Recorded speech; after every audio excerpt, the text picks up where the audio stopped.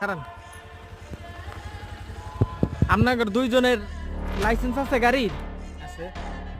সব আছে, ঠিক আছে, ড্রাইভিং লাইসেন্স সব। হ্যাঁ, ড্রাইভিং লাইসেন্স কাগজপত্র সব ঠিক আছে। তাহলে আপনার হেলমেট কই? এবার এত কথা কও, কি কও ঠিক হয় না। আইনের মানুষ দেখো না? আইনের মান গাড়িতে পুলিশ আছে দেখো না? শোনেন, আইনের মান হইলে সমস্যা কি? হেলমেট হইলে আপনার সেফটি, তাই না? এখন যদি সাধারণ মানুষ হেলমেট পরতে পারে তাহলে আপনি পরতে পারবেন না? হেলমেট লাগা মাত্র। তুমি কি গাড়ি কাগজ শেষ না? দেখতেছো গাড়ির মধ্যে আইনের মানুষ বড়। হ্যাঁ, বড় বড় তো কথা কওয়া লাগে।